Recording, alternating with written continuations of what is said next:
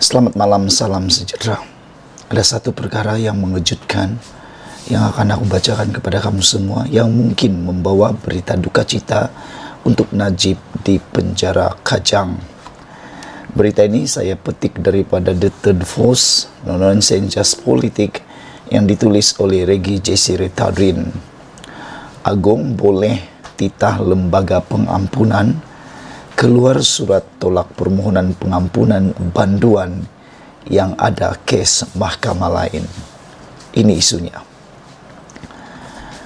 Wahai rakyat Malaysia yang prihatin, Assalamualaikum dan salam sejahtera.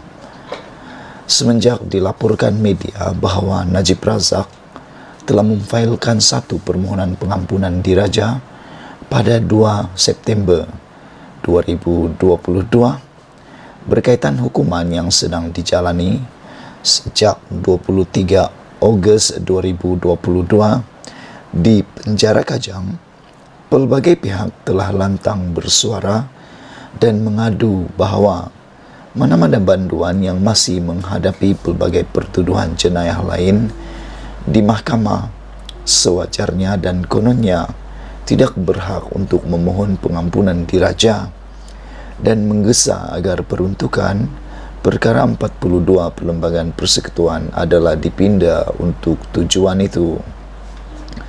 Seorang rakan pemberita telah menghubungi saya berkaitan isu ini, dan saya telah memberi pandangan saya bahawa selain daripada sering melaungkan keperluan pindaan peruntukan Perlembagaan Persekutuan yang sememangnya sukar diperolehi sokongan majoriti 2/3 yang mana wajib diperoleh untuk tujuan pindaan kepada Perlembagaan Persekutuan, ada cara lain yang lebih praktikal yang boleh dilaksanakan oleh pihak yang berkuasa penuh bersabit pengampunan diraja itu, iaitu Kebawah Duli yang di Pertuan Agong yang berhak mengarahkan Sekretariat Lembaga Pengampunan tanpa keperluan gubalan mana-mana peruntukan perlembagaan, apatah lagi peruntukan dalam perlembagaan sekalipun.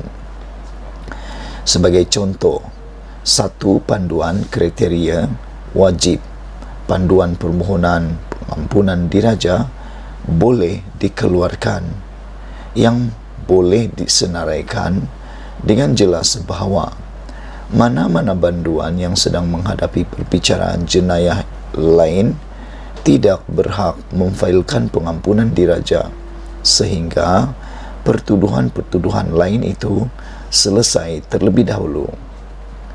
Keempat, pandangan perundangan saya itu telah dipetik dan dilaporkan Sinar Premium 16 September 2022 bertajuk Tinggal Harapan dan Angan-angan, yang mana adalah dimuat naik di ruangan di bawah.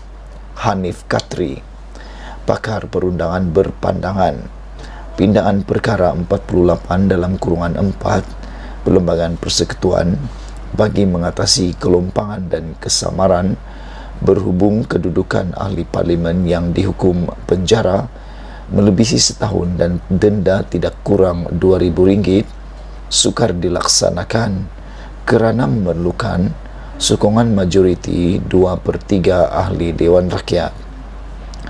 Malah, jika pindaan berkenaan dibentangkan oleh kerajaan pimpinan Perdana Menteri Ismail Sabri Yaakob dan dibahaskan di Parlimen sekalipun, usul itu sukar diluluskan kerana ramai dalam kalangan wakil rakyat, terutama dari UMNO, tidak akan menyokongnya.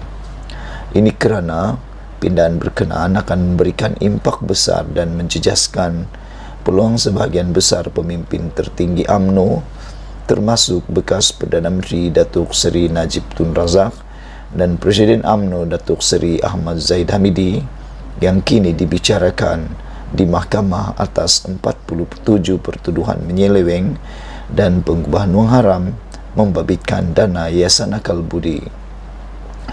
Peguam Muhammad Hanif Katri Abdullah berkata, pindaan pada perkara 48 berkenaan sukar dilaksanakan sekarang karena kerajaan pimpinan Ismail Sabri tidak mempunyai sokongan majoriti 2/3 di parlimen.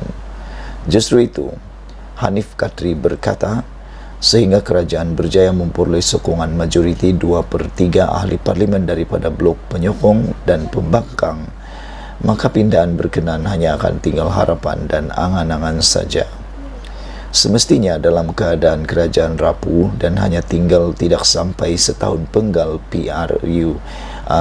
Parlimen ke-14 untuk matang, saya melihat kita tidak akan berjaya untuk memindah perkara 48 perlembagaan persekutuan ini.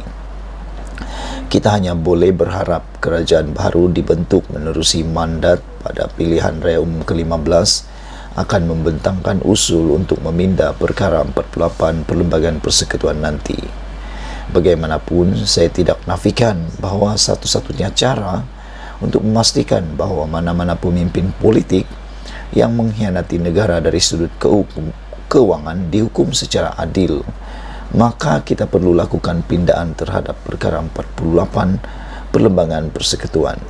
Namun, saya tidak nampak ia mampu dilaksanakan dalam tempoh kurang setahun. Kerajaan pimpinan Ismail Sabri memerintah sehingga Julai 2023, katanya ketika dihubungi wartawan Sinar Premium.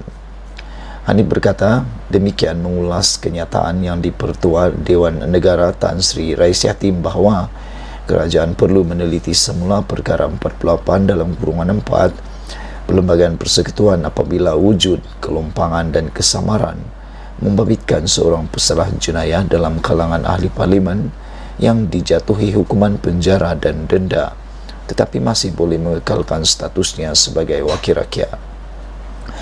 Rais berkata disebabkan ketidakjelasan tersebut bermakna selagi lembaga pengampunan tidak memutuskan petisyen berkenaan, selama itulah status ahli parlimen yang dijatuhi hukuman masih boleh kekal.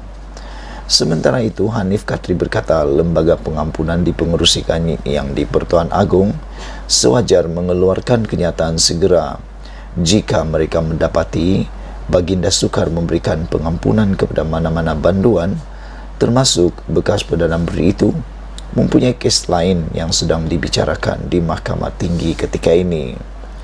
Beliau berkata yang di Pertuan Agong boleh menitahkan lembaga pengampunan mengeluarkan surat atau bersidang segera untuk menolak permohonan pengampunan dihantar mana-mana banduan termasuk Najib yang mempunyai kes lain yang sedang dibicarakan di mahkamah. Baginda tidak perlu menunggu banduan berkenaan dimasukkan ke dalam senarai. Jika dalam fikiran yang di Pertuan Agong bahawa permohonan itu tidak perlu dipertimbangkan Baginda dan lembaga pengampunan, maka dokumen berkenaan tidak perlu dilayan kerana banduan berkenaan mempunyai kes lain sedang dibicarakan di mahkamah, maka tidak perlu dimasukkan dalam senarai untuk mesyuarat badan berkenaan. Saya berpandangan Agong mempunyai kuasa budi bicara untuk menyatakan dalam keadaan tertentu di mana Baginda berkuasa mengarahkan lembaga pengampunan supaya mengeluarkan surat atau mengadakan mesyuarat ringkas bagi menolak permohonan seseorang yang tidak mencapai kriteria tertentu, termasuk ada banyak kes sedang dibicarakan di mahkamah, katanya. Hanif berkata, tindakan itu perlu bagi membolehkan proses pengampunan terhadap seorang banduan itu ditolak kerana tidak mencapai keperluan atau syarat tertentu. Jika lembaga pengampunan mengeluarkan surat penolakan berkenaan, maka secara automatik seseorang banduan termasuk Najib hak untuk mendapatkan pengampunan dan mungkin hilang kedudukan sebagai ahli parlimen pekan jika semakan kehakiman dilakukannya tidak berjaya. Jika Agong mendapati seseorang banduan mempunyai banyak kes dan perlu turun naik mahkamah, maka Baginda boleh menolak permohonan pengampunan individu berkenaan kerana prosiding tersebut akan mengambil masa bertahun lagi, katanya. Dalam pada itu, Hanif Katri menjelaskan Najib tetap tidak boleh bertanding jika PRU 15 diadakan dalam masa terdekat kerana tertakluk kepada perkara 48 Fasal 5 Perlembagaan Persekutuan. Sekarang Najib hanya diberikan pengecualian penggantungan pengosongan kerusi pekan, tetapi jika parlimen dibubarkan dalam masa terdekat, kerusi semua orang akan tergugur secara automatik. Jadi pengecualian di bawah perkara 48 pasal 4 Perlembagaan Persekutuan tidak akan terpakai jika parlimen dibubar dalam masa terdekat. Najib hanya boleh bertanding PRU 15 jika beliau membuat permohonan baharu di mahkamah untuk menggantung sabitan hukuman penjara dan denda ke atasnya sehingga selesai proses semakan kehakiman dan pengampunan diraja. Namun, perkara itu hampir mustahil untuk diperoleh, katanya lagi. Demi negara, demi agama, demi negara tercinta. Ditulis oleh Katri Abdullah, dipetik dari Regi Jesse Ritaudin. Sebelum kita berpisah, tinggalkan komen kamu tentang isu yang paling mengejutkan ini. Apabila ditulis, Agung boleh tita lembaga pengampunan keluar surat tolak permohonan pengampunan banduan yang ada kes mahkamah lain. Terjumpa lagi, bye bye.